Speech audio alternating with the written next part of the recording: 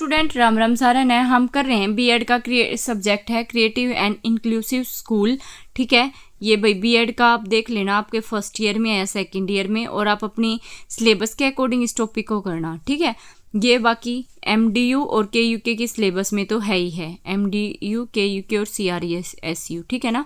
उसके बाद देखो क्वेश्चन है, डिस्कस करो in brief the use of ICT. ICT का क्या यूज होता है, equipments and other technologies for different disability के लिए। ठीक है, ये मोस्ट इंपॉर्टेंट क्वेश्चन है आईसीटी वाला। ठीक है, क्योंकि ये हर सब्जेक्ट में है आईसीटी का। ठीक है, देखो सबसे पहले बात है आईसीटी होता क्या है। आईसीटी की फुल फॉर्म पता होनी चाहिए कि ये होती है information and communication technology. Information दी जाएगी और कम्युनिकेशन की जाएगी, जिसमें कम्युनिकेशन टेक्नोलॉजी। ठीक है, इसको हिंदी में बोलते हैं सूचना और संचार प्रौद्योगिकी।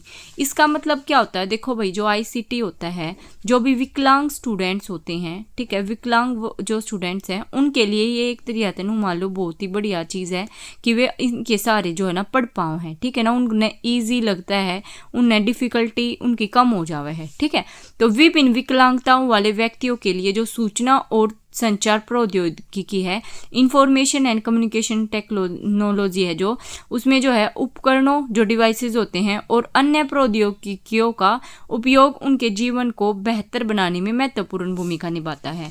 यह किस कित काम होगा भाई, शिक्षा एजुकेशन में, संचार मतलब कम्युनिकेट करने में, रोजगार दिलाने में उन्हें, और सामाजिक गतिविधियों में उनकी भागीदारी को बढ़ाता है। मतलब एक तरह से सारी जगह बता रहा है भाई, एजुकेशन में बता दिया, रोजगार वाले पोर्शन में भी बता दिया। ठीक है ना, कम्युनिकेट करने में भी बता दिया। ठीक है, समाज में जो उन्हें उनकी पार्टिसिपेट करने में भी उनकी भागीदारी को बताता है। ये वह विभिन्न विकलांगताओं के लिए आईसीटी और उपकरणों का उपयोग। सबसे पहले है दृष्टिबाधिता। दृष्टिबाधिता मतलब जो नज़र पे कमजोर हैं, जिन्हें बिल्कुल भी नहीं दिखता, तो उनके लिए सबसे पहले है भाई स्क्रीन रीडर। देखो जिन्हें आइज से नहीं दिखता, अंधे हैं जो, उनके लिए सबसे पहले एक तो होता है स्क्रीन रीडर।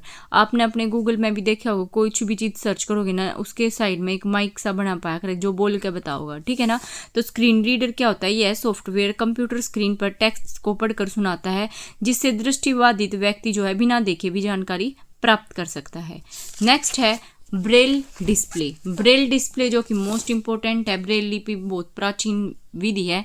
यह डिवाइस कंप्यूटर स्क्रीन पर टेक्स्ट को ब्रेल में प्रदर्शित करता है, जिससे दृष्टिबाधित व्यक्ति छूकर पढ़ सकता है। मतलब मोटे मोटे अक्षर होया कर उन्हें टच करके वे उसका अध्ययन कर सके हैं।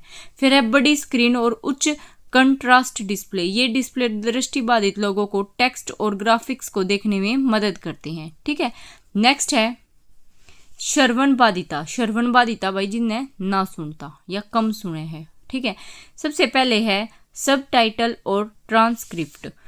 ये सब टाइटल और ट्रांसक्रिप्ट वीडियो और ऑडियो सामग्री को श्रवण बाधित लोगों के लिए सुलभ बनाते हैं। सब टाइटल मतलब देखो, अगर आप ये वीडियो देख रहे हो, समझ रहे हो, तो वहाँ पे आपकी वीडियोस जब चल रही है, जहाँ पे ऊपर एक कैप्शंस का ऑप्शन आता है, ठीक है ना, इस पर क्लिक करोगे तो जो मैं बोल रही हूँ वो ट्रांसलेट होकर आता है। ठीक है, लिखा हुआ आ जाएगा।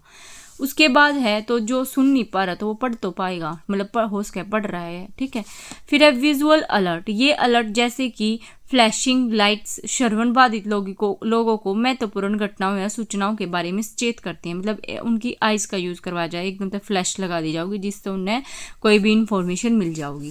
फिर है गतिशीलता में कठिनाई।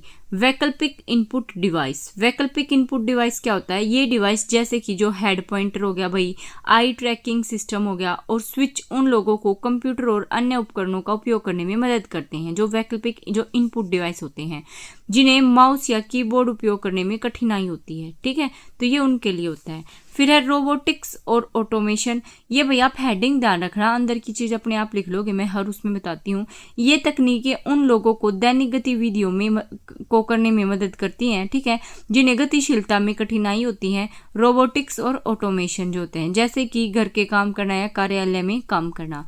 फिर है सीखने की विकलांगता। इसमें क्या आ जाएगा भाई, सहायक सॉफ्टवेयर। ये सॉफ्टवेयर जैसे कि text to speech, spell checkers और नोट ट्रैकिंग टूल सीखने की विकलांगता वाले लोगों को सीखने और काम करने में मदद करते हैं।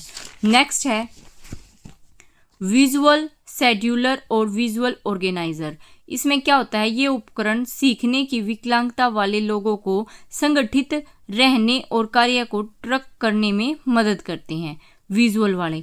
फिर है ऑटिज्म। ऑटिज्म में क्या पॉइंट है भाई, सामाजिक कौशल प्रशिक्षण सॉफ्टवेयर और एप्स आ जाएंगे। ये उपकरण जो है ऑटिज्म वाले बच्चों और वयस्कों को सामाजिक कौशल और संचार कौशल विकसित करने में मदद करते हैं।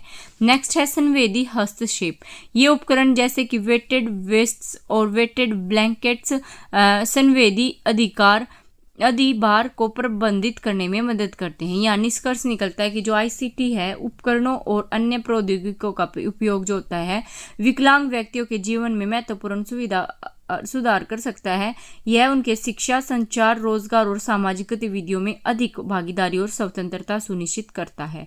देखो भाई, जो भी इंफॉर्मेशन एंड कम्युनिकेशन टेक्नोलॉजी है उसमें किस किस को फायदा होगा, एक तो जिसको दिख नहीं रहा उसके लिए, ठीक है, उसके लिए हम ब्रेल लिपि का यूज कर रहे हैं, स्क्रीन रीडर का यूज कर रहे हैं। जिसको सुन नहीं रहा उसके लिए फ्लैश वगैरह का इंतजाम किया जाएगा, बहुत सारी चीज़ों का, ठीक है। ये सब पॉइंट्स आपको याद रखने हैं। ये भाई यहाँ पे आपकी यूनिट 4 कंप्लीट होती है। यूनिट 4 के हमने 3 क्वेश्चन किए हैं, उसमें एक तो पीयर ट्यूटोरिंग वाला किया है, एक मल्टी सेंसरी वाला किया है और एक आज ये किया है, ठीक है, आईसीटी वाला। ये तीनों ही मोस्ट इम्पोर्टेंट है, ठीक है। तो मिलते हैं नेक्स्ट वीडियो में। नहीं समझ जाए तो आप कमेंट कर देना। Thank you so much.